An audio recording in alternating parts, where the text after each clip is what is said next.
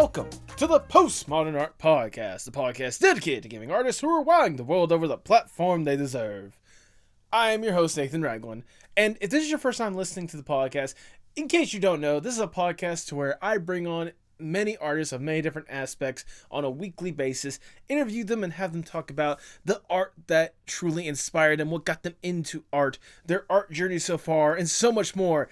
And for this week's guest, I think it's rather spooky how they were able to get to this point, and they're spooked by it as well. Which certainly leads to the interesting conversation that you guys are in for today. Today's guest is Sr Pelo, an animator, illustrator, and voice actor responsible for many unforgettable expressions, memorable performances, and of course, several memorable shows such as The Mokey Show and Spooky Month. If you've been listening to this podcast up to this point, I have been teasing this appearance leading up to it all throughout October, and I cannot tell you guys how excited I was to finally let this episode onto the world, especially with the energy that Pelo brings to this conversation. Needless to say, you guys are absolutely going to love this conversation. If you do enjoy Pelo, make sure you support him with the links down in the description below. If you enjoy this podcast, make sure you like, share, subscribe, or follow whatever audio streaming platform you prefer. Leave 5 stars wherever you can. You know I see that stuff, and you know I sincerely enjoy it and love it. And if you're looking for some more spooky stuff, may I recommend leading you to the Indiegogo page for the evil little thing currently going on right now. The person that is gracious enough to help me out with this show, Tipsy J Hearts, is trying to make her vision of an independent animated horror comedy starring a demon goat a reality, and we sincerely need your help to make that a reality. Check the link in the description below for the Indiegogo. Any support helps, even as little as $5, just to have your name in the credits. Any little bit helps, and if you can't donate, please spread the word. We sincerely would love and appreciate all the help we can get to help make this incredible adult animated scary thing into a reality. Besides, look at Lil Nemo. How can you say no to a face like that? But now, without further ado, please enjoy the Postmodern Art Podcast. I've at least seen that you've done a good couple of interviews before. I mean, like, you know, for a couple of podcasts before. Some of them, like, really cool, really informative, and other ones, the Beef Boys, which is just chaos. Oh yeah. That's another thing that's just hanging. Yeah, exactly. Now, I mean, I try to do at least like a little bit of research to make sure I don't try to ask too many of the same questions, but also, like, you know, I'm getting an opportunity to talk with you. I don't need to go like in depth like I'm trying to like safe crack, you know, the most like Albert Einstein's mind or something like that, you know. Okay, yeah. Goodness, oh my God. If you did research, oh my God, I'm kind of scared what you found. Let's just say I know the dark secrets of Mokey. Oh no. Goodness. Thank you sincerely for taking the opportunity to do this. This is seriously like a big honor more than anything else to have you on the podcast. Oh no. Thank you for inviting me. Mm-hmm. Oh no, absolutely. I don't get why people are inviting a shit poster on their podcast, but you know, it is what it is. Well, it's how should I word this? It's like trying to do research on like the Chernobyl disaster, you know? Like it's like the fact that it happened in the first place is a spectacle on its own. But you want to go into the nitty-gritty on how it got so fucked up in the first place. What led to it getting so fucked up, you know? But that's interesting. You're doing a podcast on the sewers. Hey, you know what? Have you seen Teenage Mutant Ninja Turtles? Interesting stuff can come out of the sewers, okay? Yeah, I agree with that. I mean, to be fair, it wouldn't be the first time I've brought on a shit poster on this podcast. I mean, my most popular episode is Dubus Goobus having him on the podcast, so. Oh, cool. Yeah. It's like episode 8. Wait. He's not a shit poster. I mean, he's a quality shit poster just like yourself. I'm not quality. What the hell are you talking I don't know. I've seen especially the last couple of installments of Spooky Month. There's some quality there, my good sir. No, that's not a shit post. Okay, I've seen the definition you put on the faces of Mokey and Groovy and Dylan of all people. You can't tell me there's not a little bit of quality with making those like grotesque face, okay? Yeah, a little mental gymnastics in there. And I can't wait to try to see if I can maneuver my way through those gymnastics and whatever's going on in your brain. Listen, people ask me about that all the time, and I don't know how to answer. Well, we'll see how you answer it today. Goodness. Let's see. No, I was gonna say, like, sincerely, thank you. I know whenever Sekrios messaged me saying that you were interested after I made a fucking meme on Twitter, like trying to get you in the first place. Like the fact that he was like, yeah, I'll see if I can get him. The fact that you DM'd me like almost immediately, I was just absolutely stunned. So thanks, Sekrios, and thank you once again for taking the time to do this. Nah, no problem. Again, thank you for inviting me. That's one thing. The other one, I didn't saw the tweet. No, I know that's the thing. It was Sek that saw the tweet, because all it really was I just did like me trying to summon Sr Pelo for the Halloween episode of the podcast, and then I did like a GIF of what was it, like the Powerpuff Girls when it's like Bubbles and like the forest creatures doing a demon summoning circle for some reason. That's all it was. All right, understandable. I can agree with that. Do you have any questions or concerns before we get the show on the road? No, it's okay. Everything's fine. Oh, you actually are gonna get the webcam for this one. Okay. I told you. I was just doing my afro. You know what? Fair enough. I have the tools right here. Ah, jeez, it's so fucking majestic too. Like okay, I have to ask this right off the bat. How often do you get it cut, or is that just like years of like not doing jack shit with it? No, I get it cut when so it reaches a point when the hair goes like that, and I'm like, nah, that's it.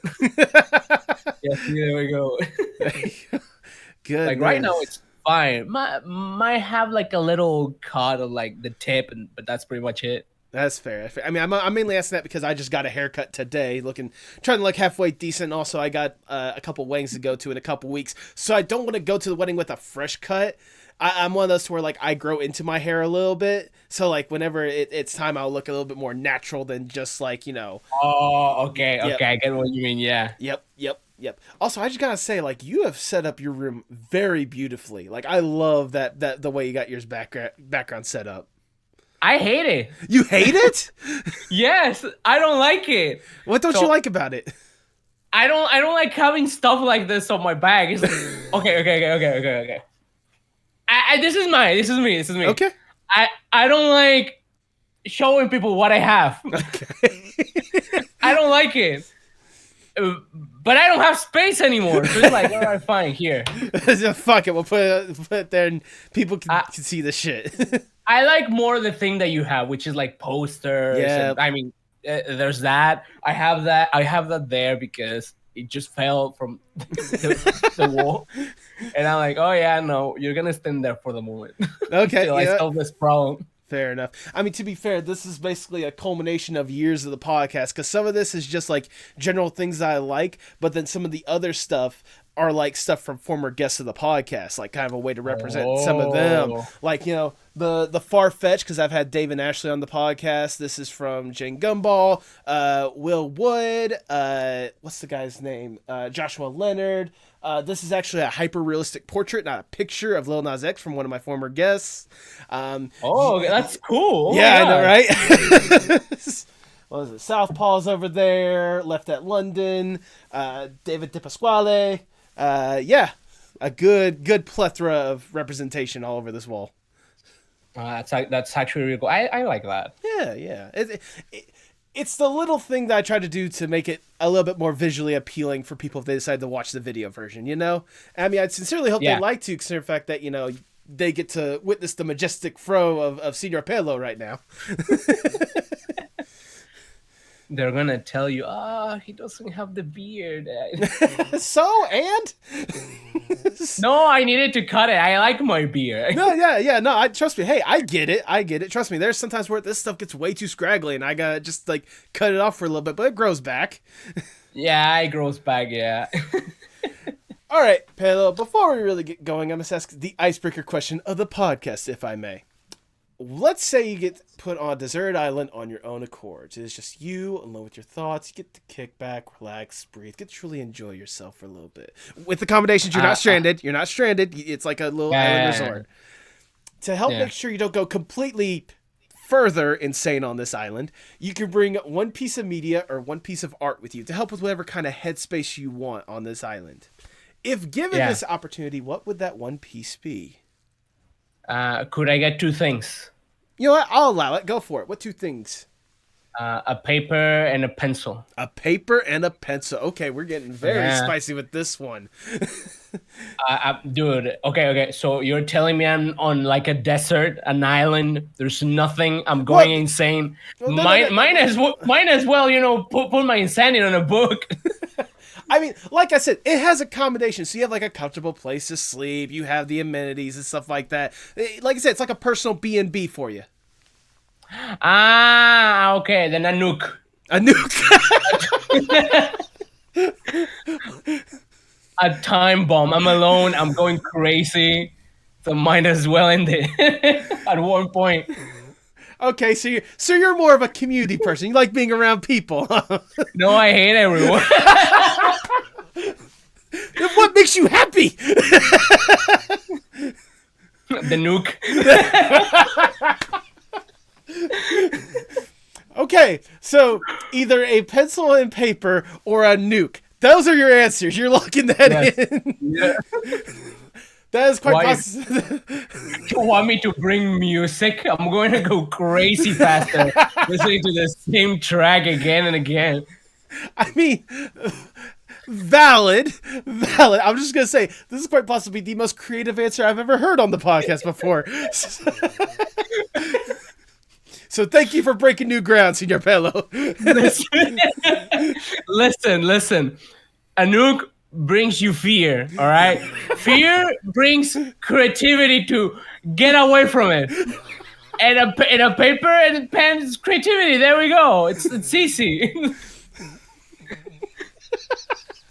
I don't know. Probably someone will say, death grips or something. I don't know. I mean, look, I've always said my answer is the entire collection of the Tyler, the Creator, like all of his albums or whatnot. But like, again, I love creativity like this, so. I'll die.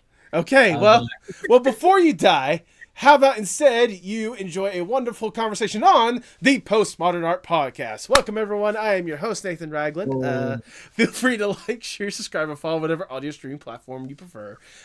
Make sure you support the Evil Little Thing Indiegogo campaign. Link to that will be in the description below.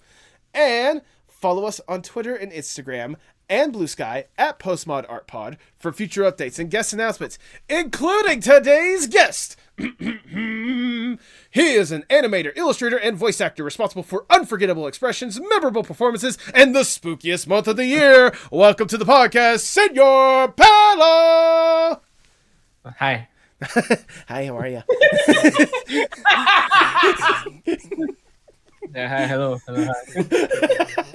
How you doing today, Pelo? I'm doing good. I'm Good. Like I said a million times before, this is an honor to have you on the podcast, and right off the bat, I'm already having a blast with the energy you're bringing to this thing. So this is going to be a fantastic conversation, to say the least. But before we really divulge to the stuff you're making nowadays, I kind of want to know the origin story of Sr Pelo. What got you interested in art and animation in the first place? Cartoons? Yeah. Well, yeah, that's it. I was watching as a kid, and I'm like, I want to draw, and I draw. Okay. That's it.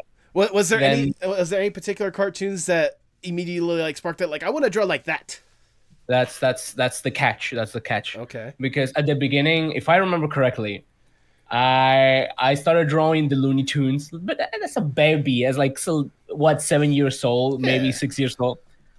Then I got a computer. Oh, you got a computer. That's a scary thought, especially at that young of age.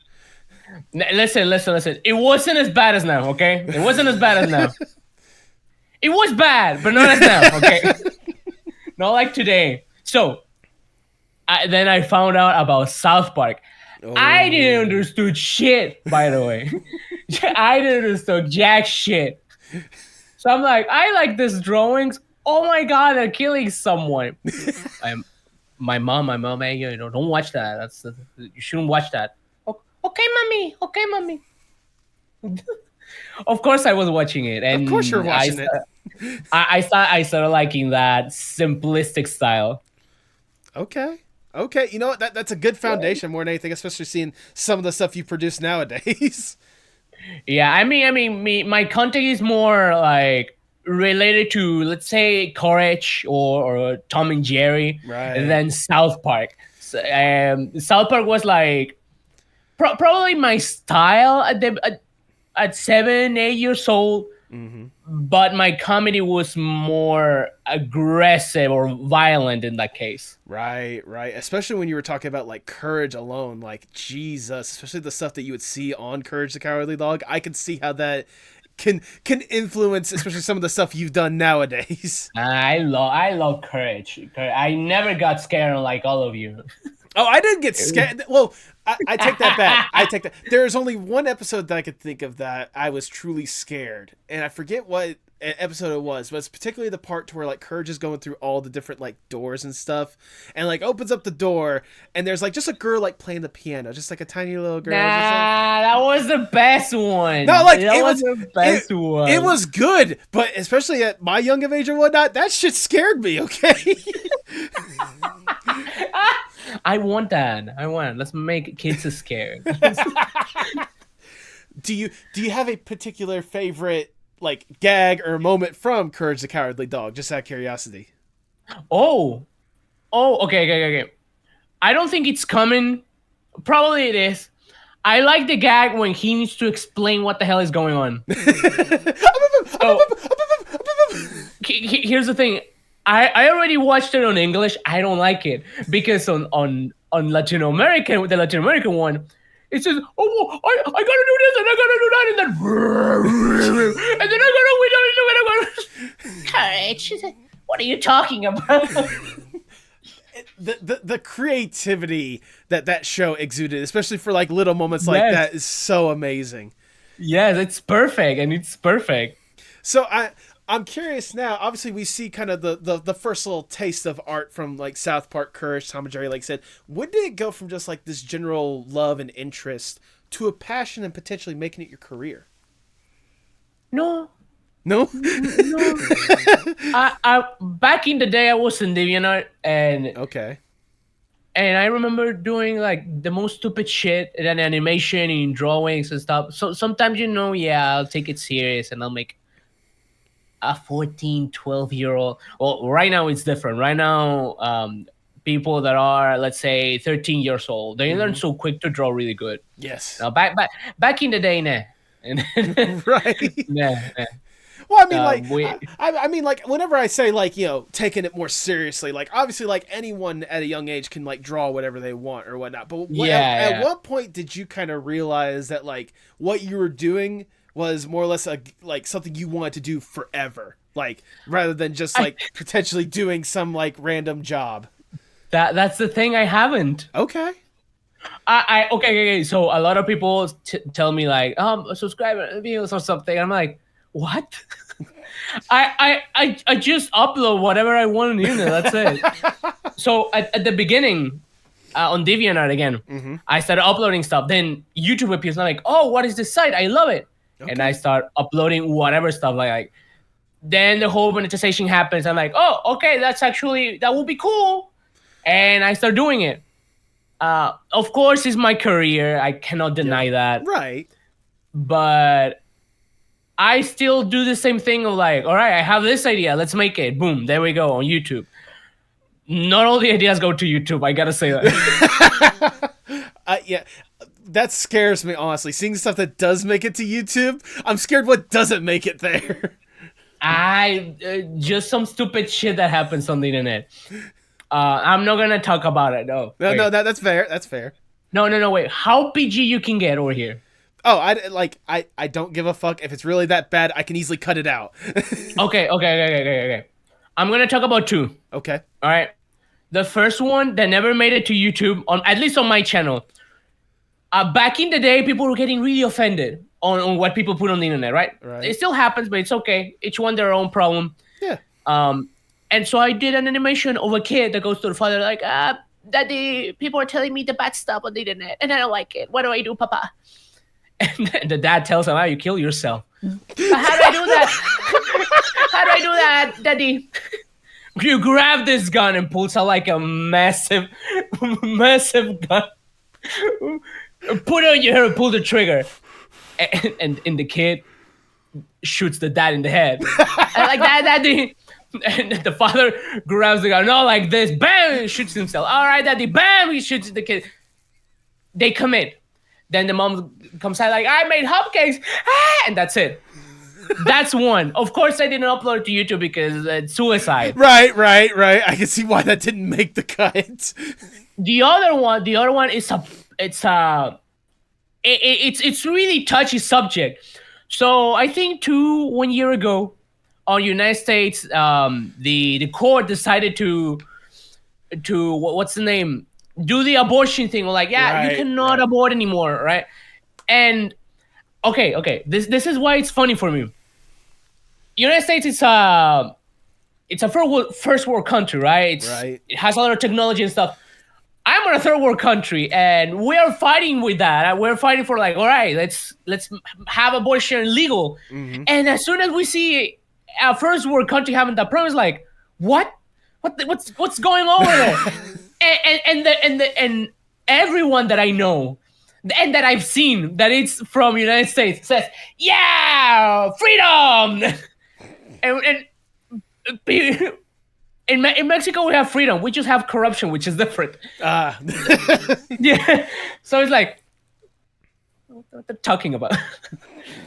This happens, and it's hilarious. A lot of Latin Americans we're like, oh, what about that freedom? Yep. There's a little clash. So I make an animation of an actual problem that the United States had, which is the school shootings. Right. School shooting Wednesdays, I think I said. And this Wojak goes to school, shoots him.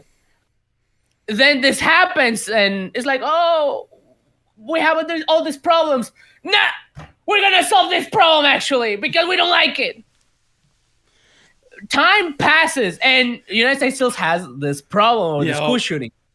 So I upload that just because my idiotic impulse, that's how I want to call it. I have this idea that is so fucking stupid and so problematic. Mm-hmm. And I'm like, I want to do it because I need to do it. I upload it, and I have 3 kinds of people. I get the people who understood. Yep. I get the people that think that I don't know. Oh, sorry. Hey!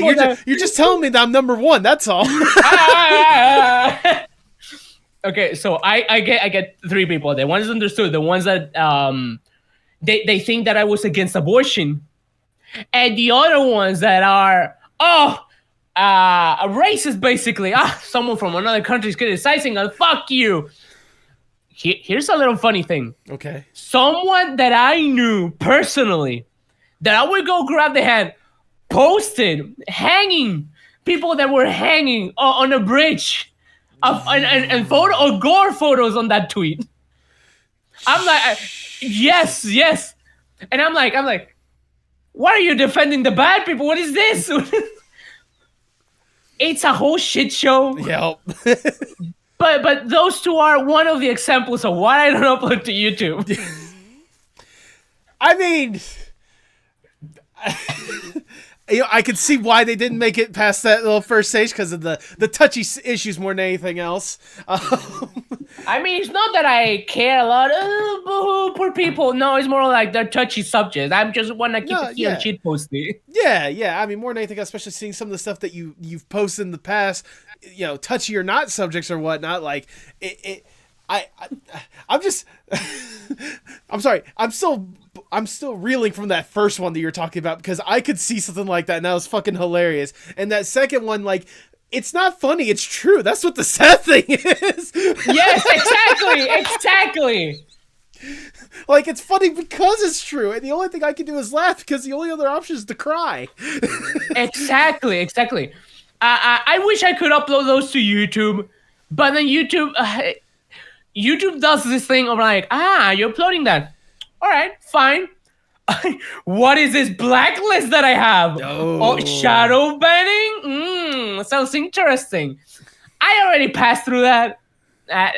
Right now, I cannot, as much as I want it, I cannot act like it. No, you know, that's valid. That's fair. That's understandable. So if you want, you just pass them my way. I'll upload them to YouTube for you. I'll get myself bad. I'll take the hit for you. I'll take the hit for you. Don't worry. People upload them. As soon as I post some stupid thing on Twitter or on another site, I'm like, let's re-upload it to YouTube. Let's go. Oh God, I can only imagine, especially with how hilarious your content is or whatnot, how much of a problem that is. Just people just grabbing this stuff and be like, this is mine now. Nah, it's fine. Some people, of course, are uploading for views. Others are uploading for, I don't know, maybe a clip. I like that. There you go. Yep. I mean, that's certainly how I've been exposed to some of your content before, just like clips that other people have posted of your stuff, and that's what like truly got me like really all in with your stuff. I want to go back. Sorry, I've been laughing so much, my throat's already starting to go out. No, same. We are professional podcasting here. I did just want to briefly go back to those DeviantArt days, like just out of curiosity more than anything else. Well, I mean, like, how did you first discover about DeviantArt, and what was it about DeviantArt that made you want to go all in with it? I mean, funny thing. Okay. All right, funny thing. I remember. I don't know if you do. I don't know if the viewers know. But back in the day, back in 2005, I think, I don't know, I don't remember. Mm-hmm. Every single site had affiliates. Okay. Now, those are little banners. I think Japan still has it, but in each site had banners, like tiny banners, where you could go to another site. Ooh. And most of the times, friends affiliated to each other to basically help each other. All right, yeah, I'll link it to your site. That way I can help you, or stuff like that. Yeah. That's what I'm thinking. I don't know. Probably was different back then. The point is, that's how I found Newgrounds. That's how I found DeviantArt. And as soon as I see DeviantArt as this site where I can upload art, I'm like, all right, fine, yeah, I'm going to upload art. And that's it. Back in the day, I got the classic, no, only English here. Oh, but I'm like, don't care, fuck you. Fuck you, pendejo. yeah, that. Oh, good. Watch that be the one thing that for some reason I get demonetized for, just because I say it in a different language. Funny thing, no. You're fine. You're fine. Gracias, mi amigo. I know very broken Spanglish, okay? That's the best thing I can say. No. Let me tell you, I understand you, which is perfectly fine. Mm-hmm. Some people don't know how to speak it. So you're fine. You're totally great. Thank you. I appreciate that. Again, like I took 2 years of high school Spanish, and I only remember a handful of things. So I think I'm slightly better. Slightly. Right, not too much, but slightly. Yours, okay, that's good then. So going back to the actual questions I've set up or whatnot.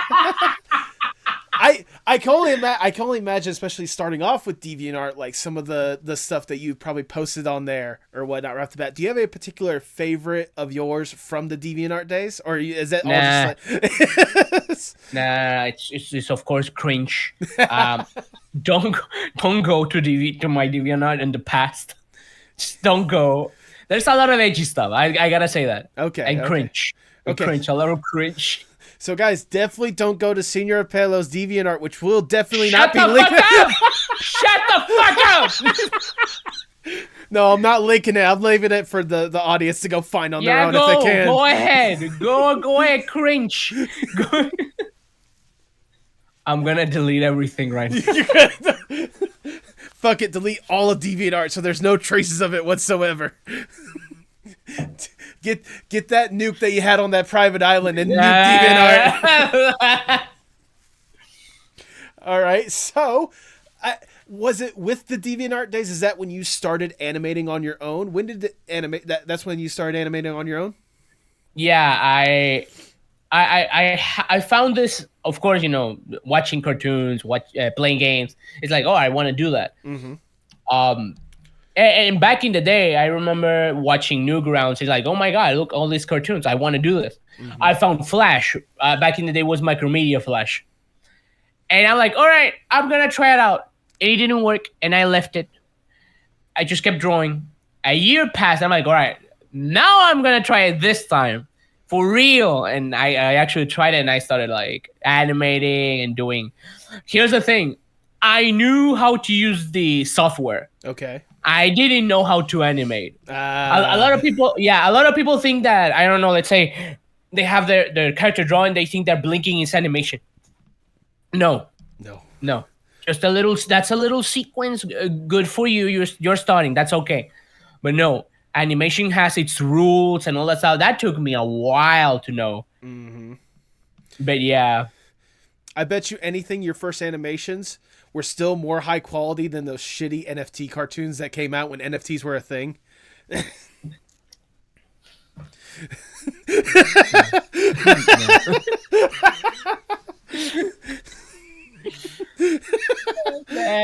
Look, I gotta dunk on it. I gotta dunk on it while I can. All right.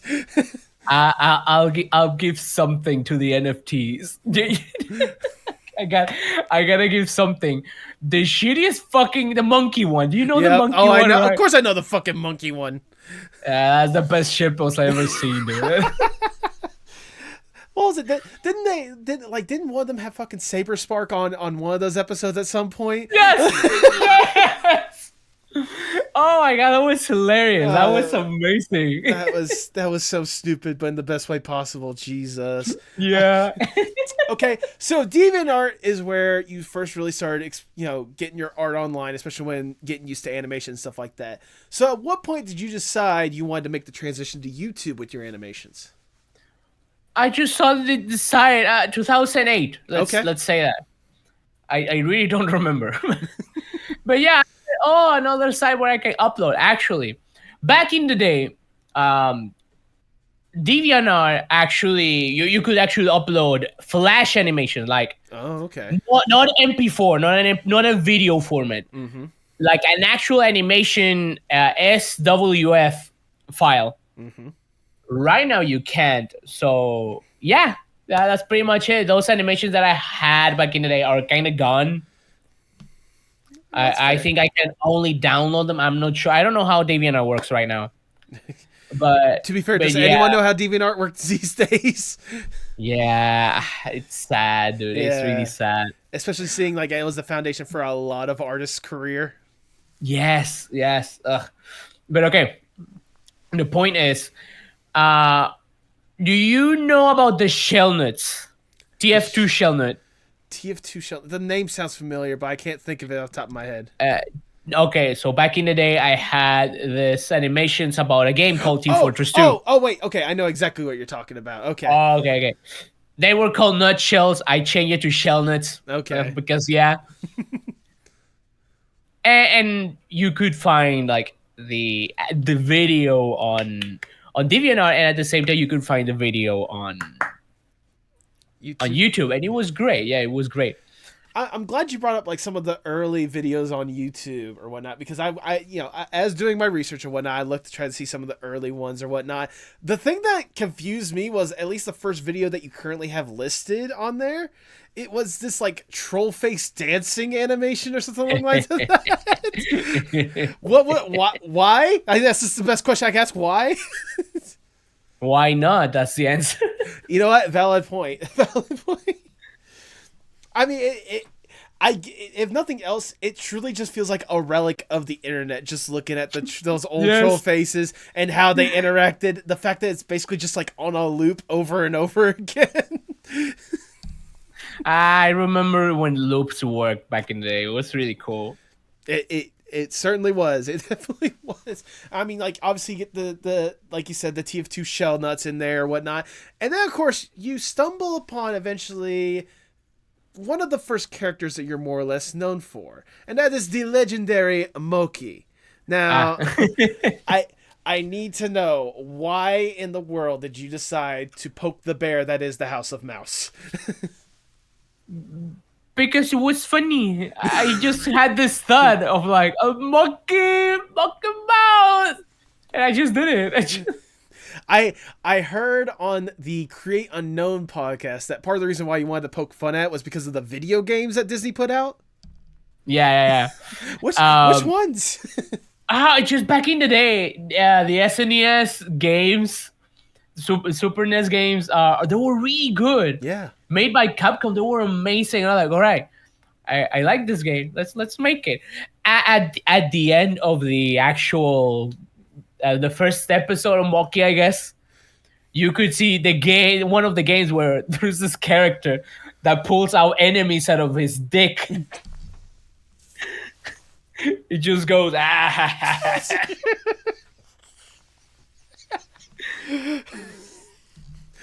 So if that's one of the good ones, what was the bad one that you wanted to tear to shreds? No, that wasn't a bad. That was a good one. Okay. But time passed. I grew up and I started seeing how Disney was really greedy. Yes. Like greedy, and I am like, no, I don't like this no more. I hate this. I mean, that's valid, especially with like how you've kind of taken the character upon yourself and just basically put them through every known drug possible at this point. Like, dude, right now Mokey is like let's say Mokey's its own character. Yep. Back in the day, it was a parody. Mm-hmm.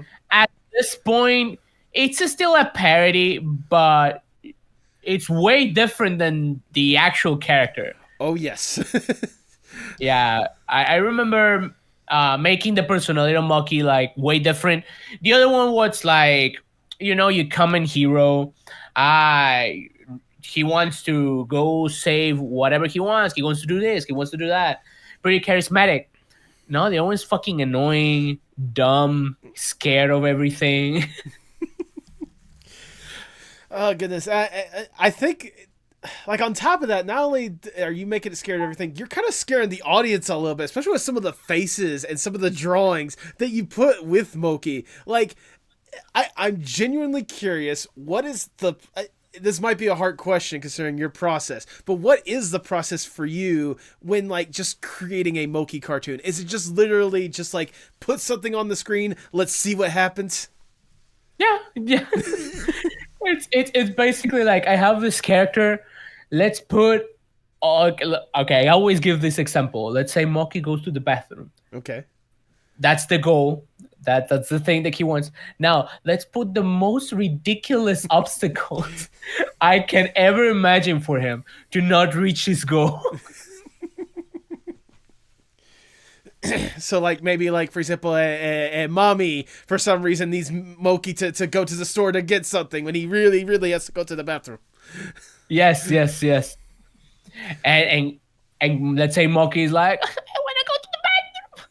And we're like, no, and she locks it. If you don't go to get the groceries, I'm not letting you in. You're gonna shit your pants, Mokey.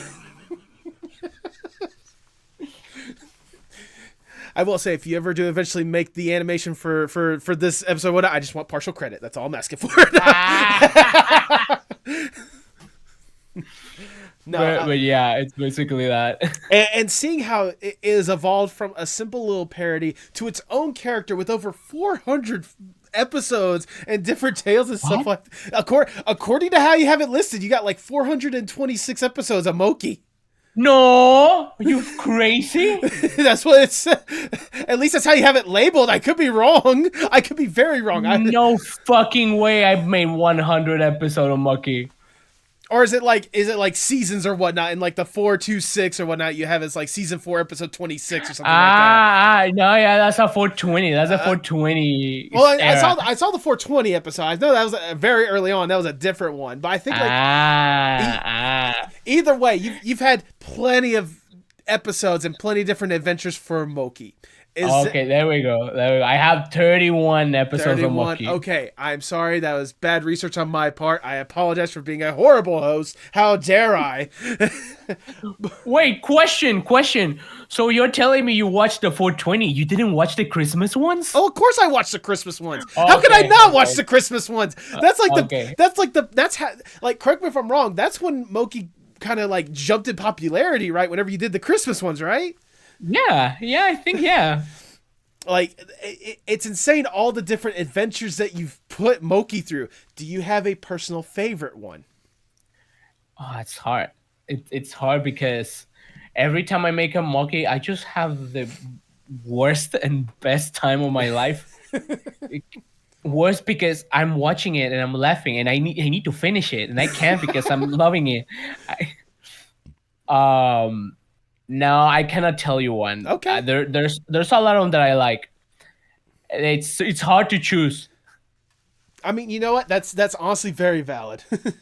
I'll tell you one that is pretty iconic, which is the sun one. Yes. that one is iconic. I still love it. I wish I can make one of like the cold. That'd be great. But I actually like cold. Have one where Mokey fights the moon for some reason.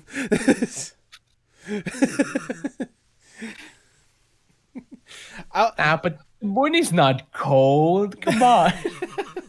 I was going to say, for me personally, I have to say, from the episodes I did watch or whatnot, the math and the superhero ones are my two favorites just because they have some of the best moments throughout, like more than anything else. Like, math has the best moment with the whole entire, you may have a brain, but I have a gun. That is one of the best deliveries. Yes. Oh my god, I didn't know how to finish it. I thought it was the worst fucking way I could finish it. So I take climatic. But people love that. I'm not happy with it because, like, especially with how ridiculous it is, and just the delivery of the line. The delivery is the best part of it. Just like this simple mommy voice, but I have a gun.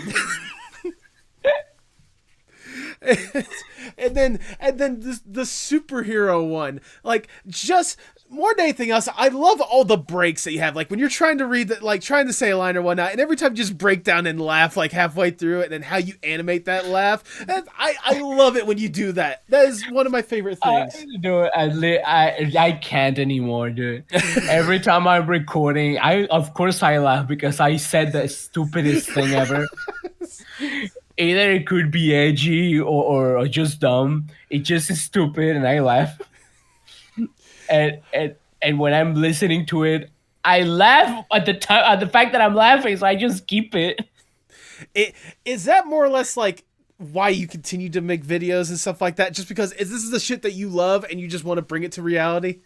Yeah, it's just dumb stuff. I love dumb comedy. I mean, look, judging by both myself and the close to 7 million subscribers you got on your YouTube, I think a lot of people love that dumb comedy as well. Thank you. At what point, like during this kind of art journey so far, like did it amaze you that so many people love the same shit that you did, that you're making? I was just grateful. That's it. I mean, that's fair. Because I'm like, why you like this? What's going on? I mean, especially nowadays, like the internet is a very unique place in the one that like you and me had grown up in or whatnot. But the stupid humor that the internet is known for has always been there. And like the fact that you're putting like high quality stuff like up on there as well, like it always evolves. This is scary. Yes, it really does. Right now, it needs to be fast. Yeah, I'm happy with it. I'm happy that it needs to be fast, but at the same time, no. Because people are losing the pacing. Yep. Sometimes things need timing and pacing. And it has reached a point when people are like, no, I don't want it. I just want to consume idiocy. Mm-hmm. Sadly. I mean, don't get me wrong. There are certain... Sometimes the fast pacing is the humor of it, but like also if it's a good lead up to a joke, like I'm thinking of another example of like the fast pacing being the joke of it. Your comedy video. Like that right there was just an acid trip of just fast, like joke, one after another, stupid thing after stupid thing after stupid thing. And that's great pacing right there just because of how ridiculous it is. Yeah. I want to try to do that again. I love that video. You want to do a comedy too? Okay. Not a comedy too, but something like it. Okay. It leads me to kind of another question. Other than one of the big things, which we are definitely about to talk about, do you have a particular favorite video of your catalog that you wish more people had seen? Like, not like just because of like you enjoyed the joke so much, but you're surprised not as many people watched it, or you put so much time and effort and you just wanted people to appreciate it? I don't know, actually. I don't know. I have done many videos to answer that. Okay. It's kind of hard because I have different kinds of videos. Like let's say you have Mokey, which is let's say parody comedy. You have the comedy one. You have I don't know, Johnny Neal and stuff like that. It's really hard to pick because each one is different, and I don't know. I have never made an animation for people to watch. That's the point. That's my problem. The day I do that, it's when I do a trendy shit. Right. Yeah. Right. Instead of setting the trend like you have with some of your videos, like the Mokey or the every storytime YouTuber ever. That's an entire shit show. You've already discussed it enough when it came to the Korea Unknown podcast. I will link that episode for people to go listen to that episode because it's a great episode. I love the Korea Unknown. That was a great podcast, but... Great. Goodness. But like, you know, especially like going through the catalogs, like, you know, I said, comedy is one of my personal favorite videos that I've seen of yours or whatnot, you know, some of the Mokey stuff. But let's be honest, a lot of people, and I mean a lot of people these days, are going to know you for a very, very particular kind of video. And considering the fact that this episode is coming out the Thursday before the spookiest day of the spooky month, why don't we just jump on board for this spooky month? How did this concept even come to be in the first place? There's this guy named Bassett Films. Okay. Bassett, I don't know how to pronounce his name. He made a video of these two characters, Heartthrob and Noli, if I remember correctly. It was a triangle, a blue triangle. He was nice. And the other one was a red square who was angry and like annoyed at everything, tired, like a kind of shit ass. The point is, I like that dynamic of chaotic on that video. So I tried to say, all right, I want to make something like that. I haven't shown this, but I need to find it. The first design of Skid and Pump, it's just shapes. It's not a skeleton or a pumpkin. Then Halloween was coming. I'm like, oh, fuck, I got to make something for Halloween. Right. And then I just make these two characters that are kids. And I make this town, which is chaotic, and the kids just want to have fun in this chaotic world, basically, and that's it. I mean, yeah, that's the exact essence I got, especially with the first video, which is only 1.5 minutes long. But like, how much you're able to pack in that video and all the chaos, all the different characters you have doing the iconic spooky dance at this point, like it. I love like that video is amazing. Like, I just love how that one like just started off or whatnot. So how in the fuck did it go from this simple 1.5 minute video to this like 24-minute fully evolved atmosphere world with all these different characters and like, how did it get to this point? How did it go from just a simple shitpost video to where we are now? just a simple shrug, that's all. Okay. So I just wanted to tell a story. That's pretty much it. Right.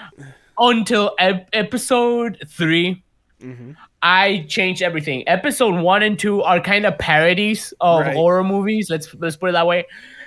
But episode 3 It's like, all right, I want to actually tell a story. That's pretty much it. Okay. You know, I respect that, and I'm glad you obviously, for anyone that has watched Spooky Month, obviously like these things are a really good parody when it comes to just horror films in general. I'm genuinely curious, like for you, how big of an influence was horror films for you, like growing up, like before you started doing the Spooky Month? Oh, dude, I love horror films as a Okay. kid, except one. Oh. I didn't like Chucky a lot. It Okay. scared me. It scared me. Then I grew up and I love it. It's great. I'll say, so you're getting on to me about hating a particular character that scared me on Courage the Cowardly Dog, but you expect me to respect you when you say Chucky was a little too scary. Let me tell you the difference. You can be scared of a fucking killer doll than a claymation cartoon, all right? I don't know. A pink dog, by the way. I don't know. Have you seen some of those claymation films out there? I mean, there's some people doing some really good stuff with claymation. It's clay. Chucky looks more real. But back to the horror film question. Like, I'm glad to know that it was more or less like a love for these horror films and whatnot. Obviously, you have your least favorite. What was your particular favorite one? What's the one that really got you going that still like sticks with you? Texas Chainsaw Massacre. Ooh, okay. It's disgusting, Mm-hmm. and it's weird, and I love that. Here's the thing. I love horror movies that have a character. Right. I hate so much movies about demons, about ghosts, and that's it. That's the entire fucking thing. Paranormal Activity, I love it because it's scary, but I hate it at the same time because there's no character. It's just Right. be aware of the ghost. Ooh, that's it. I fucking hate that. And you know, back in the day, you have witches. Mm-hmm. You have ghosts with names, by the way. Yes. And it has reached a point where it's like, yeah, demon bad. Woo. I hate that. I hate that so much. No, I don't It's blame kind of a hypocrite thing because I also have a demon as well. Well, that's why you went ahead and took care of them in episode 3. Yeah, but still though, it's a character. It's a character. It's not just a thing that is not existent. It's, for example, let's say The Exorcist. I despise exorcism movies unless it's a character. For example, on what's the name? The Exorcist, classic movie. You have an actual character, and it's not the demon. Right. It's kind of like the girl, Mm-hmm. and it's iconic. The girl is iconic while she's possessed. Oh yes. You have a character right there. But meanwhile, but like the ones, especially like nowadays, where it's just like we have to stop the oncoming force of evil or whatnot. That like the one to where it's like it's ominous and it's ominous, and it's more or less like a concept than an actual character that you're supposed to be. Yes, stopping. yes, there we go. I hate that. I don't like concepts. No, I want to see the evil. Okay. It's like Eldritch horror. You have a being that you don't understand, but it still exists and he's there. Yep. Yes, exactly. Yeah, that's cool. Actually, a good movie, Annihilation. You have an alien, right? Mm-hmm. You only see the alien at the end, but that alien affects everything. Yes. So you kind of have a character that is involved, and you see the fucking character, and it's like, just it's a little scary. Well, I mean, it's not so much a scary film, but like, you know, Jaws, for example, you know, like, yes, like, you know, you don't see Jaws a whole lot in that film, but the fact that we know of this character that is the shark, Jaws, that is going to be coming to attack the character and whatnot, that's what spikes fear, not just, oh, there's sharks in the water. Congratulations, there's always fucking sharks in the water. Exactly. Yeah. Oh, goodness. I'm glad to know that love of horror film is definitely something that's driving forward, that you're putting into Spooky Month, because I can certainly tell that, like, with every new installment of Spooky Month, it's more and more, and you correct me if I'm wrong, but it seems like more and more of a love letter to those, like, classic horror films and such, with how you're presenting it. Yeah, a little bit, yeah. Because I mean, like you have some of the iconic character like archetypes that you have with like being impossible to die, always being in the places that you least expect them and stuff like the classic phrases and stuff along the lines of that, classic chase scenes, like all the stuff that you would see in a classic horror film, and you're putting it into this unique and diverse world that you've molded out of a funny little minute and a half video. That's the thing that baffles me more than anything else. At what point did you decide to evolve it from just like the two standalones? At what point, why did the third one you wanted to actually tell a story? Because since the first one, it had a story. That's the thing. Yeah. Since a lot of people see the first episode as, haha, funny kids go have fun. Right. But the first episode has a little lore in there where you know where the father is. Where is the father? Oh my god! Wait. There it is. There we go. Okay. Okay. Well, I mean, I was gonna say, like, I know, especially with the most recent spooky month, like reintroducing one of the characters from the first episode and kind of introducing that into the lore in general with the killer Bob or the demon Bob. Yeah. Like, and of course, like the demon that was summoned in the first episode being the main antagonist for the third episode. Like, if nothing else, like the first one seemed like more or less like the template that whenever you decide to tell a story, you're like, okay, well, let's see where I can go from here, pull this up, drag this here, let's tell the story from here. Quite yeah, but no at the same time. Oh. So the story with Pokemon, it's always been, so it starts from the house, they go places, and they go back to the house. Right. Basically, the house is an example of a safe place, right? Right. And, well, I'm doing that. What if I put a villain on it? What will happen on that old track? Mm-hmm. And that's where I start evolving the story. Okay. For example, on episode 4, Deadly Smiles, you had the possessed doll, which is Dexter from episode 3. Yep. This guy wanted to escape the kids because they're fucking annoying. and at the same time, he wanted to kill someone out of the necessity of it. Right. So the only way he can do that is escaping the kids. He didn't want to kill kids. But at the end, he's like, I had enough. Yep. So the difference between, let's say, the possessed doll and Bob is Dexter, in this case, wants to escape from the kids. So you have two different kinds of stories. You have the kids trying to find the doll and the doll trying to escape. With Bob, you are following the kids because Bob is also following the kids. You don't need to see Bob. You don't need to see Bob what Bob is doing because Bob is following the kids. Mm-hmm. Right. Right. I mean, like, so, sorry, you go ahead. No, yeah. So it's basically like, depending on the villain, it's what will happen on that loop, let's call it. Okay. I mean, it's really interesting how you have that kind of mentality going into these. Like, it's more or less like, you have the start, you have the finish. What are you going to put along the way to make it an interesting story?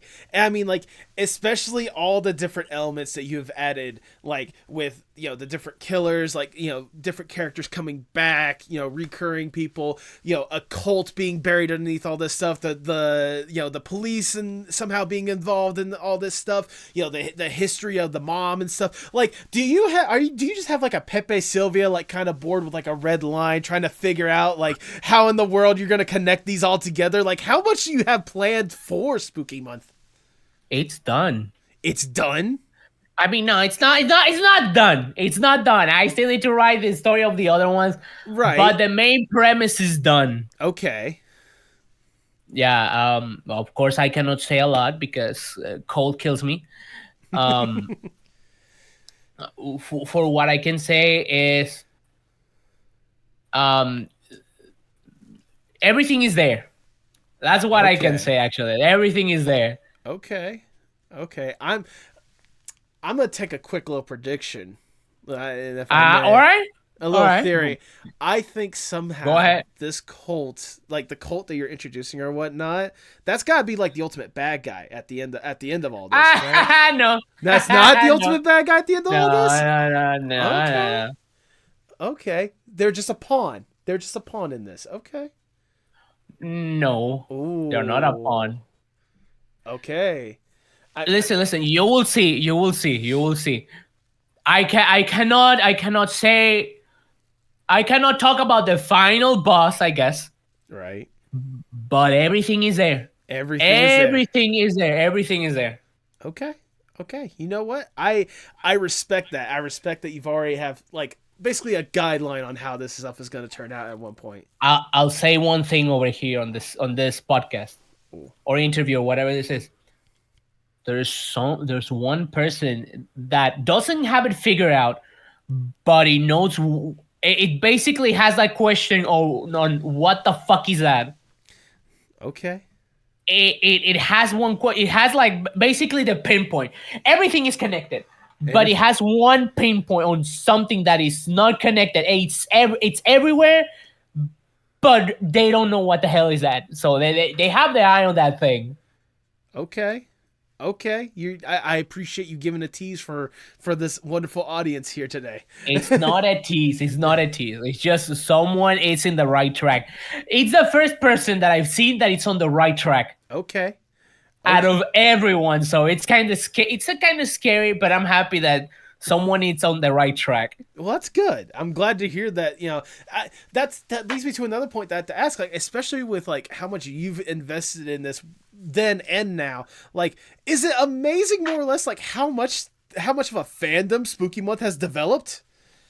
I had no idea that would happen. I just wanted to tell a story, man. I didn't want people fucking my character. I didn't want people turning my character. People saying, yeah, this character likes this. I'm like, what? I don't know. I just wanted to tell a story, dude.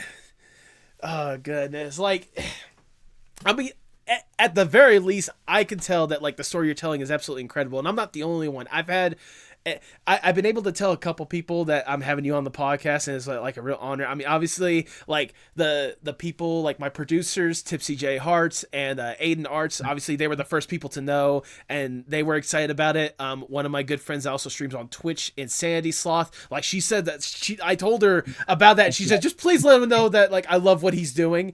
Like, thank you. I mean, like especially like because I cannot tell you ever since I've met her how much she has talked about Spooky Month. Like she no, to shut the fuck up. Well, I mean, now I can easily say, trust me, I know about Spooky Month. I'm talking to the guy that created it. I got you. I mean, like that also leads to another point, like not just with like how much you've developed with this story, but like all the people you've brought along the way, like the incredible cast and crew that you've brought on to really like tell this story full force. Like, especially once you started making a true story that you want to tell, like, are you amazed with more or less the people that have been able to come on board and help you tell this story? I am amazed and scared at the same time. No, this is a serious, I guess, anxiety thing, I guess you can say. So imagine this, right? Back in the day, you are fucking edgy. Mm-hmm. You're insane. You have the insanest dark jokes, right? Right.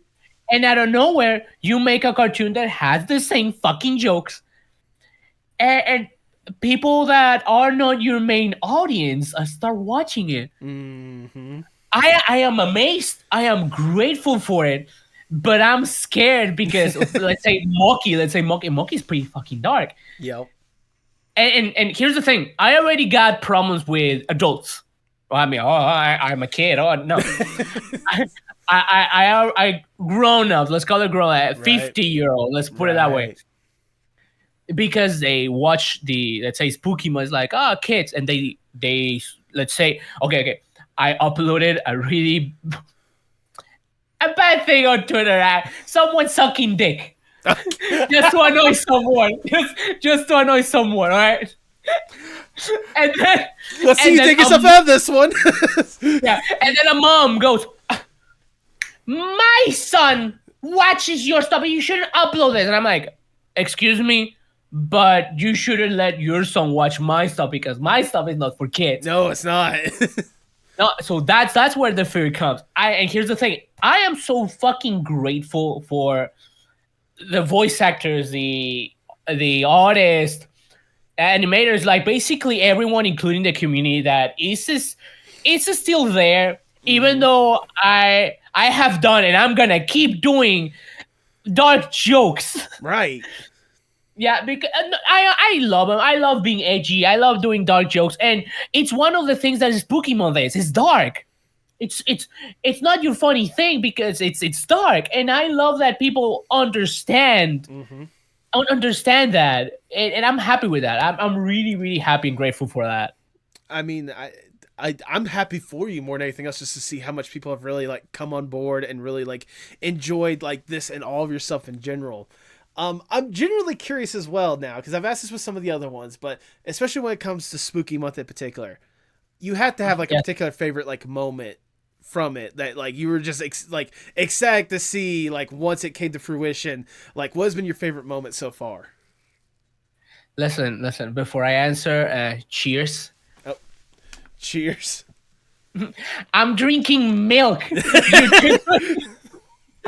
Okay. I mean, I could go get a glass of milk if you want me to feel included. No. I was about to say like I was gonna say this is the internet. I understand why you need to classify. Go on. Yeah, there we go. Clarify. Okay. What was the question? When it comes to Spooky Month, what has been your favorite moment of Spooky Month so far? Okay. I love doing scary moments. Mm-hmm. For example, let's say Dexter attacking Kevin on the candy store. Right. I remember uploading that video, and I got people that upset about it. I didn't know there was blood. And I'm like, you're watching a horror show. What are you expecting? Here's the thing. I love doing dark stuff, as I already said, dark comedy and all that stuff. And one of the stuff that I like is showing the viewer that the villain, it's not a joke. Mm-hmm. As much as everything's funny, you need to take the villain serious. Absolutely. With Dexter, it was basically trying to kill someone, hurting someone, and reaching the point of killing kids. Mm-hmm. Which, at least for me, is like hurting kids. For me, is like the worst, the pinnacle of the worst. Right. It's basically next to hurting animals. It's like basically hurting something innocent. With Bob, he already has that thing of hurting the kids, as you saw in the butchery, for example. Yep. But you have the moment of him cutting, what's his name again? Trevor's arm. Yes. Which is like, all right, he's keeping it live or he's keeping it dead over there. And he even throws the bone in front of his corpse. Right. That's horrible. It's atrocious. Yeah. And on the next one, it's going to get worse, and so on and so on and so forth. Oh, goodness. So, like, how can you get much worse than consuming someone's arm? That's what scares me. I live in Mexico. It can get worse.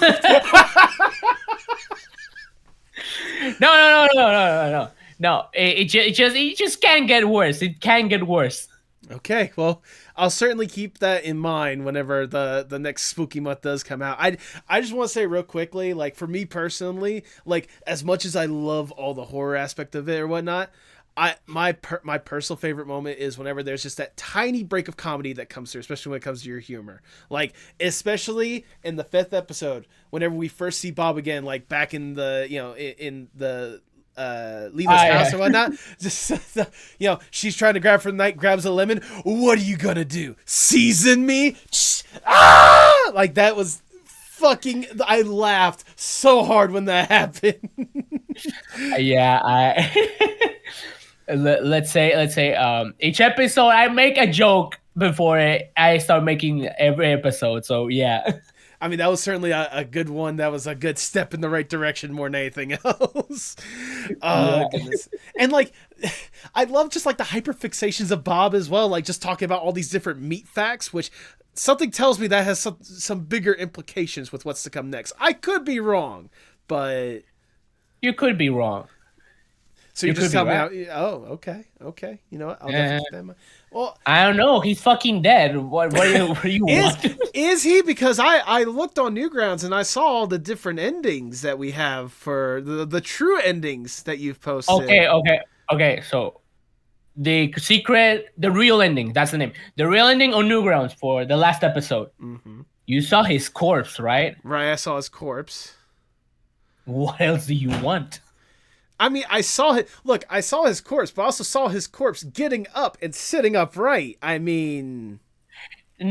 Okay. You got that wrong. All right. I mean, I figured it had something to do with the other cop, because he was like, look, I was just joking around or something along the lines of that. Okay. There is two things. You need to watch that, because there's two things. Okay. He leaves the shot. That basically, Ooh. And then you can actually see him pulling the corpse off. Oh, okay. You know, I do need to go back and watch that real ending. I apologize. My bad. You will see his little head. Oh, okay. Thank you for letting the viewers in a little bit on what they need to keep an eye on, especially when it comes for the next spooky month, which I have to ask, you know, while we're recording this, it's like late September, you know, when it comes out, it'll be right before Halloween. When should we expect the next spooky month? December. Here, look. Yeah, look. Doesn't have to do with anything.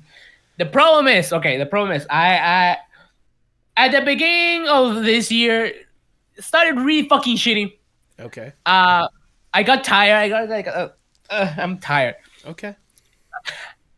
I think I needed to rest, but I didn't. So, long story short, I started it way late. Okay. Right now we're in pre-production, which is great. The way we are working, I think it's a slow. Maybe not. I will see as we go on. But yeah, it's not gonna be ready in October, and I need to say that publicly as well. Okay. And I have this fear that it's not gonna be ready on this year. If it's not ready on this year, I am just gonna leave it for October. Okay. And have enough time to work on the next episode, on the 7th one. Okay. Well, believe me when I say, at least for me, I can't speak for everyone, but I can at least say that for me, seeing the high quality stuff that you put forth in the past, especially with the story that you want to tell, if you need to take that little extra time to make sure you tell it properly and not rush your team or not rush yourself more than anything else, I am more than willing to wait. I think a lot of us would be more than willing to wait, especially with how high quality this stuff is. Please and thank you, because oh my god. Yeah. learning how to do an animation production was the worst and the best thing ever. I can only imagine. Listen, I never studied for animation. I never went to school because how expensive it was back in the day. Yep. And probably it's more expensive now or not. But still, it was hard. And not knowing everything that you need to do and the order, yeah, it's pretty bad. And it takes more time and stuff, but yeah. Look, I was gonna say, I can kind of understand where you're coming from. See, I'm actually like I said in the intro, I'm helping my co-showrunner Tipsy J Harts. We're making a horror comedy indie animated series ourselves called The Evil Little Thing, which by the time this episode comes out, our Indiegogo will be like out there, so people can go fund it, cool. Help us make it a reality. We would really appreciate it. But no, as well as like for me, like I went to school for filmmaking, but I never went to school for animation. So I'm kind of like seeing how Tipsy is handling this or whatnot, and it's just a whole different world. Like I'm just trying to help translate her story onto paper more than anything else at this point. Yeah. But especially with kind of the stuff that she wants to put out there, the incredible elements, the incredible characters. Because I mean, this is gonna be like I said, it's a horror comedy aspect. There's gonna be like demonic essences that's gonna be implemented, like villains that are gonna be very iconic, hopefully, or like characters that hopefully resonate with people. I mean, literally, this is the main selling point. It's a little demon goat named Nemo. Okay, like I'm telling you guys right now, the first scene that you guys get to see where we summon this motherfucker, you guys are gonna be like, "What the fuck?" And then he goes back into his hold, and out pops out the cute little goat that goes squeak, squeak, squeak. That's cool. Oh my god. I definitely gotta keep you in the loop when like as we're doing productions and that stuff, because that's just it's something that I love, and I know Tipsy like really wants to see this come to fruition. So. I hope. And if you don't complete the Indiegogo, still go for it, dude. No, yeah. Well, I mean, that's part of the reason why we're doing the Indiegogo, because like unlike Kickstarter with Indiegogo, even if we make a little bit of money, we keep that money. So any money we could get goes towards that production. So. But I thought on Kickstarter that doesn't happen. No, that's what I'm saying. That's with Kickstarter. Indiegogo's different. Oh, okay. Yeah, Indiegogo. Indiegogo is more scammy. Not more scammy, because the thing is, like, for people, it's like, if you want to fund this right now, you immediately pay, instead of Kickstarter to where you promise to pay, but you can always back out. Yeah, okay. Yeah. I mean, we understand the risk that we're going into that, but also, like I said, any money we can get to help make sure that we can pay our artists to bring forth this incredible vision, that's what we're hoping to do with this. Okay, that's cool. Yeah, absolutely. But back, obviously, to the original point when it comes to the spooky month. Back to what I was saying, obviously, like, I will say, obviously, I can't ask too much about lore, because, like you said, you give a very infamous answer if I do. But at the very least, just to tease the audience just a little bit, what should they expect from Spooky Month? I don't know. Time will tell. You know what? That's fair. That's valid. That's understandable. And we move on.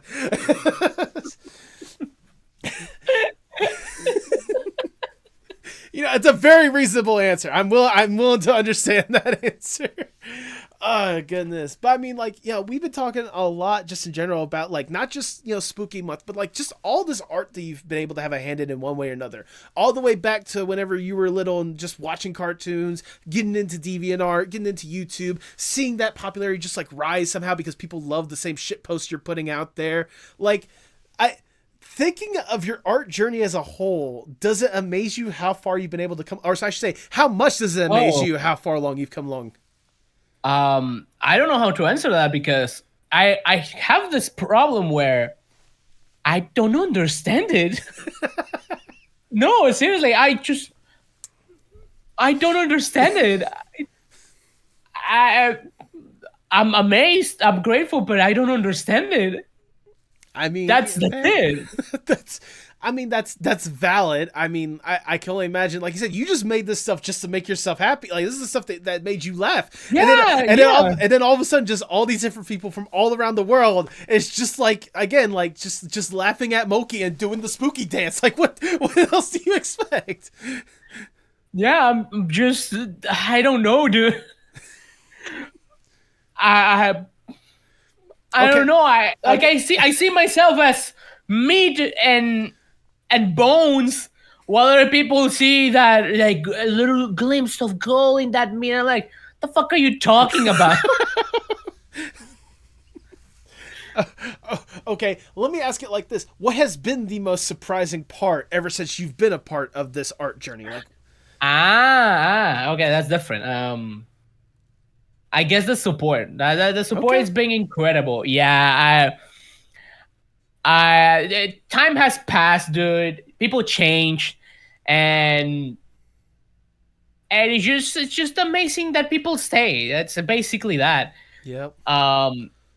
And just the fact. Okay, I know I have said grateful a lot, because I am grateful. Okay, because the voice actors, yes, they can easily waste their saliva on something that maybe is more popular than what I can make, or that's an actual work than something indie from a shit poster. The artists, the animators, can go to something that maybe bigger job or pay them better, or I don't know. Including the community. The community can go and waste their money and their time on something else, but they don't. They still are there, and I'm so grateful for that. I that's it. That's what amazes me. It's like, oh my god, you're still here. Thank you. I mean, I'm certainly going to be gushing here in a second about like just how incredible that stuff is. But look, that's just what I do on this podcast. I like to let you know how it is. But you know, like obviously it's incredible having the support and all this stuff you've been able to do. But for this next question, if I may, Sr Pelo, let me give you more or less the dream scenario, if I may. Let's say I am Big Shot Mr. Moneybags or Sr Bolsas de Dinero. I know. I'm not gonna give you my cartoon. No. Hear me out. Okay. See, I'm not greedy, Mr. Moneybags. I'm just Mr. Moneybags. I come up to you and like, look, Sr Pelo, we know you can do some incredible stuff. We've seen some of the incredible stuff you do over the years. We're just as amazed as you that you've made it this far, but you know what? We're on board for it. We're just here to give you a little extra push, a little extra platform, all right? Because we think you can do so much more. I mean, we just want to help boost you if we can. We have access to anyone and everyone in whatever industry possible, and more money than there should be possible. We really, really, really should be paying those artists and actors and stuff like, and writers and stuff like. We'll focus on them in a little bit. Right now, we're focusing on you and you alone. Okay. If given this opportunity, what would be the dream Sr Pelo project? No strings attached. This is just you doing your dream project to the fullest. A game? A game. Okay. Yeah. I won't accept your money. You get the fuck out. Okay. Okay. Maybe not the money, but what about the connections? Here's the thing. Okay. Here's the thing. No as well. Okay. Here's a catch. I already got someone who wanted to buy Spooky Month. I can imagine you were. I imagine you were me. Like, no. Yeah. Because companies. This is the scary thing. Companies like to control a lot. Right. I hate that. I hate how companies control the creativity or the absurdness of a show. Right. Mm-hmm. That being said. If the fact that I say a game is not because it's not only animation, but also because, you know, it's basic. You make a character and I want people to interact with that character. That's basically that. Yeah. I would like to make a Spooky Month a game, like a little platformer game or something. I don't know. But yeah, that would be like amazing with the whole connection things and shit. Like, I don't know. Like I said at the beginning, I don't know, man. Look, here's what I'm saying. When I'm saying like connections or whatnot, we'll leave you to spearhead this project or whatnot. You can bring on whoever you want, and we'll just make sure that they are funded to where they can live comfortably. They're not overworking themselves. You just make the project to your fullest. There's no strings attached. You say that, but you are a liar because there is no way. Well, this is the first time you've met Mr. Moneybags, all right? Like, how do you know that he's a liar? Dude, everyone, every Mr. Moneybag is like, all right, give me money, but I'm gonna get my money back. Yuppie. I went to the bank, dude. I went to the bank to know this shit. But let's say that no strings attached at all. If it comes that, let's say that I need less something, then sure. Mm-hmm. Okay. Let's say a connection. Let's say I don't have a person like this. All right, contact you. Give me. Exactly. That's all we are the. How about this? At the very least, we are the backup plan. You go forth and do what you want with this. If you need something, we're here for you. Yeah. I that's just all I'm putting it on the table for you. That's all I'm doing. All right. You can do what you. Yeah, flip the table. I don't care. At least it's still on the table. It's super glued to that table. Okay. All right then. I'm a table breaker if you don't. Oh, goodness. But sadly, we gotta get down from the dream scenario. We gotta get back to reality, and I'll ask the ever so generic question: Where do you hope to see yourself 5 to 10 years from now? Oh my God! Oh shit! How many years? 5 to 10. Well, first of all, finishing a spooky month. Okay, that's a good start. That's a good step in the right direction. Yeah, it's gonna take a while. That's fair. You don't understand. No. You don't understand. No one will ever understand. Look, with what you've been teasing, I have a rough idea that this is going to take a while, but I'm all for it. No, don't get the hopes up. Think every single episode is gonna be bad. I'm gonna hate that episode. I'm gonna hate the next episode. Listen. Having low expectations is always the best, all right? No, trust me. That's why I tell people when I tell them to watch the podcast. Go with low expectations. All right. That's one. The other one, I guess working more on games. Okay. I still want to make animation, dude. Absolutely. Look, let's say YouTube goes bankrupt and we all get fired. Let's put it that way. I don't know. I will dedicate myself to something, but I don't know. Whatever gives me money. I can maybe try engineering again. Interesting. Wow, but I gotta start from 0, like 2 + 2, kind of. That's fish, right? 2 + 2 = fish, correct? Yeah. Okay, but the point is, I still want to make animations. Okay. Even if I get old, I still want to make the most stupid animation I ever thought about. Of course, games, because I already told you I want people to interact with my characters. Right. And that's pretty much it. That's all I want. If it reaches a point where I cannot make anything else, let's say I'll rest for like a year, and activity comes, then I'll go back and maybe make another cartoon. I have an idea over there.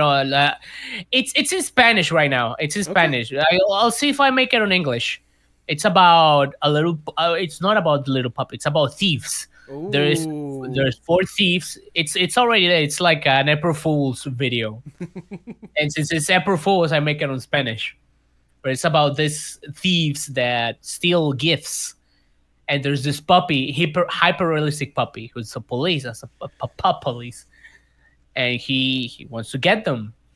He needs to get them. I can make that my next cartoon, maybe. I'm not sure. I don't know.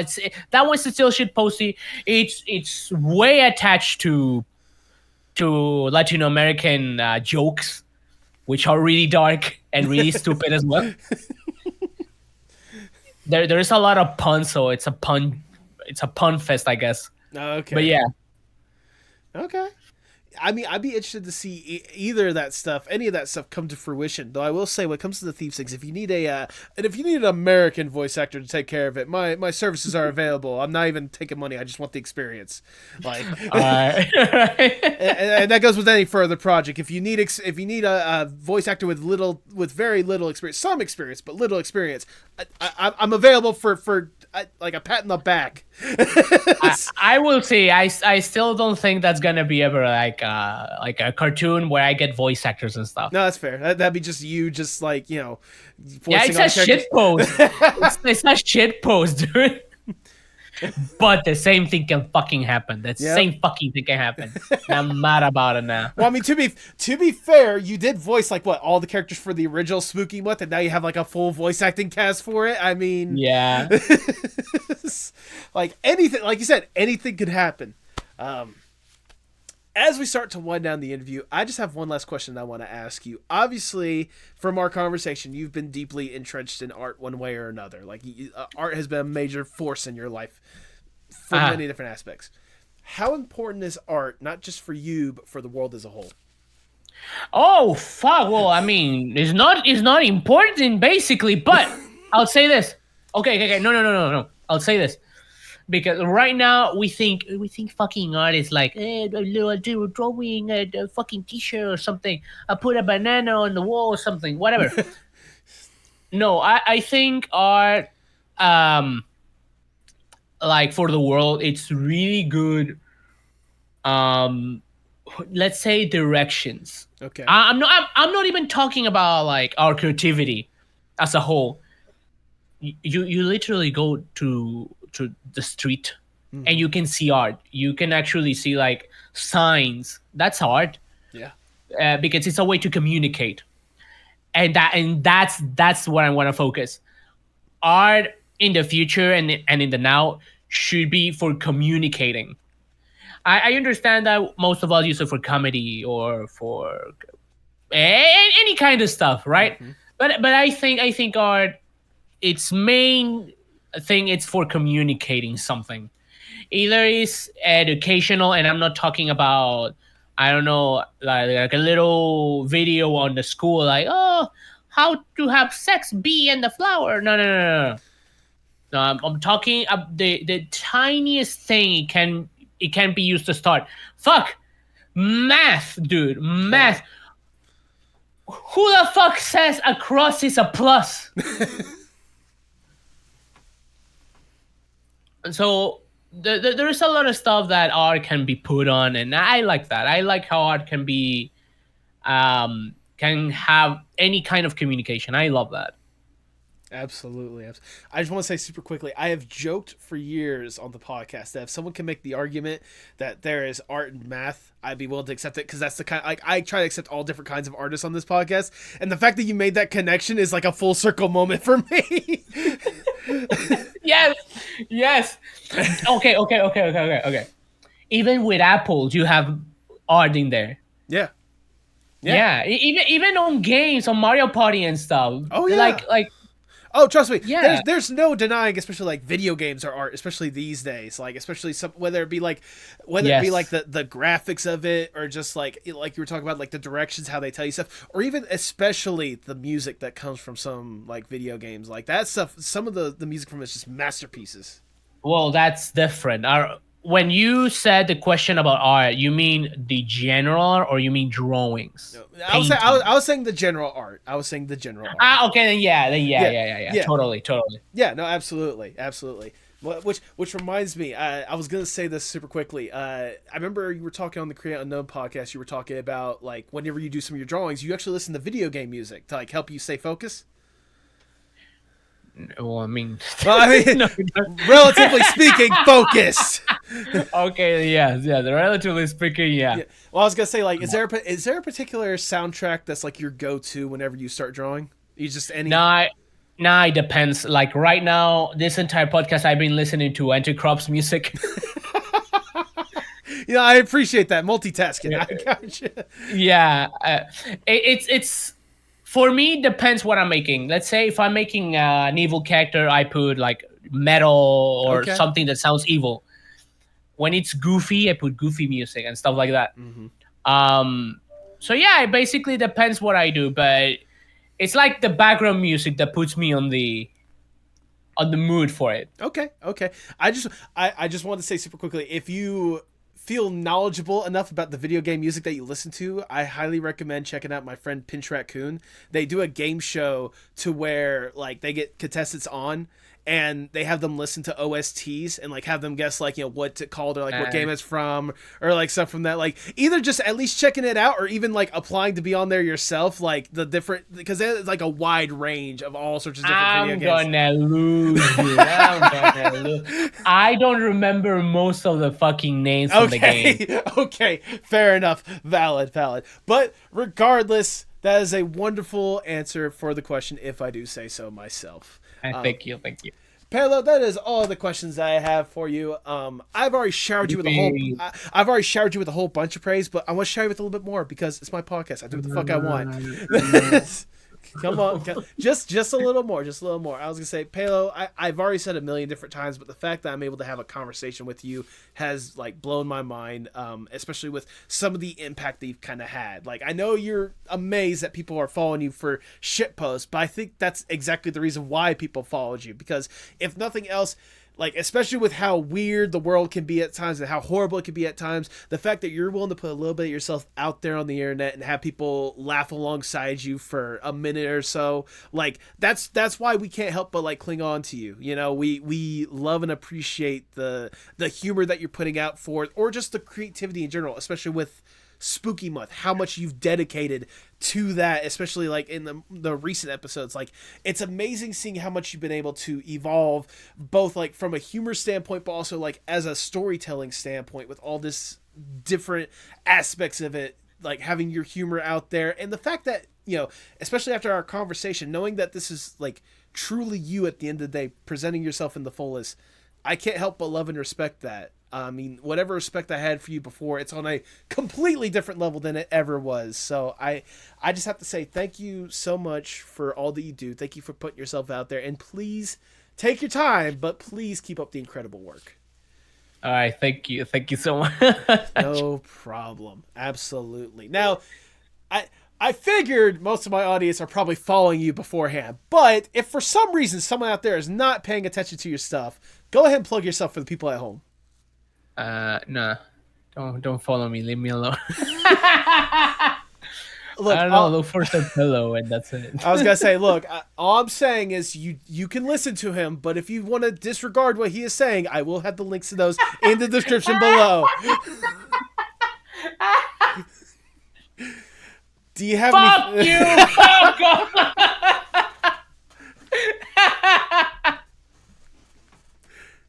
Do you have any final words before we sign off? Let's use the nuke. I don't know, man. I don't know. I'm just grateful for you inviting me here. Trust me, I'm more than grateful for you taking the opportunity to be here. Like, this has really been... This is the kind of interview I was hoping for, and then some. Like, you have been a fantastic guest. Thank you so much. All right. If you ever do feel so inclined to come back, you have an open invitation if you just want to shoot the shit. You invite me, dude. I never go to people. I am so busy with myself. I'm like, what? You know what? That's valid. That's understandable. Well, with that, until next time, all I have to say for the people at home, hasta luego, and pay your artists.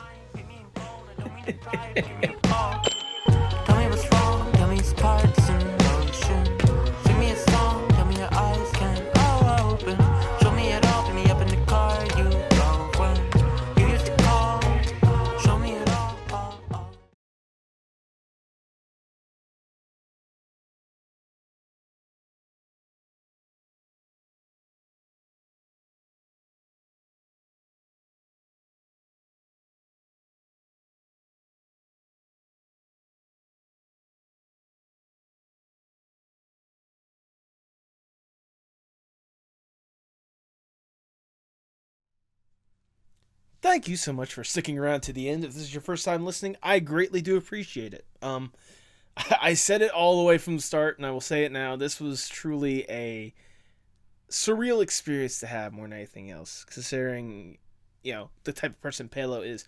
Pelo, if you've gotten up to this point, I know I have showered you with a million different praises and thanks and all that stuff like that, but sincerely, thank you once again for taking the opportunity to do this.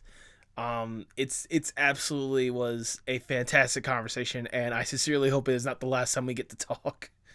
Oh my god, it's the energy like that, and more than anything else, how surprisingly humble Pelo was throughout this whole entire conversation. Like, I may sound like I'm dogging myself, but let me get my full thought out there.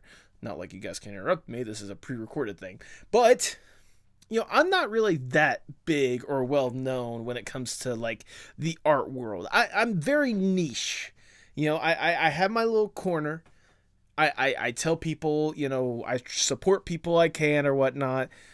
But like throughout the entire time, like it felt like a big deal. I felt like a big deal, at least for a little bit. I mean, I try not to be. I try not to make it seem like, oh, this is, yeah, I'm Mr. Big Shot here. I'm not fucking Spampton. No. But especially considering like the kind of audience that Pelo has and such, and the fact that he was honored to, you know, give a little bit of his time for me on this podcast, it really meant a lot. And I sincerely hope that for a bunch of you guys, if you're new, like, you'll be more than willing to stick around and listen to some more episodes. Show support to some of these other incredible artists, such as Tipsy J Hearts. I know I harked on it in the intro and I said a little bit of it in the podcast, but I will say it now. We are pushing hard to try to make the evil little thing a reality, and any help that we can get from you guys would be greatly appreciated. So please at least like check out the Indiegogo, like at the very least. Or and if you can't spend even $5, I get it. Times are tough. Just spreading the word means a lot. It means so much right now, especially trying to make indie animation like a thing. I mean, Pelo's a good person to base that kind of stuff off. Because the fact that like he started just by doing this stuff all by himself, and people just quickly got on board for it.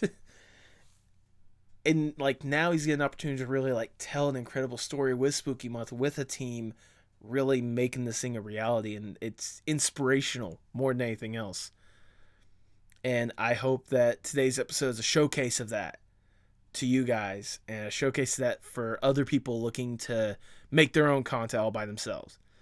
I mean, it's never going to be easy starting out. I mean, I've been doing this for 3 years, and even with the help I get from Tipsy and from Aiden Arts, you know, it's not easy. I mean, I've been slowly growing this thing, but it's been growing. That's the thing that I appreciate, and I sincerely hope that you guys love and appreciate that, just as all the other artists I brought on, whether they start off by themselves or start off as a group, like, recognize that they've been really putting in the time and effort to get to this point. So any love and support you can give, whether it's to Pelo or to all these other incredible creators, please do. It would be a real treat for us if you showed that support.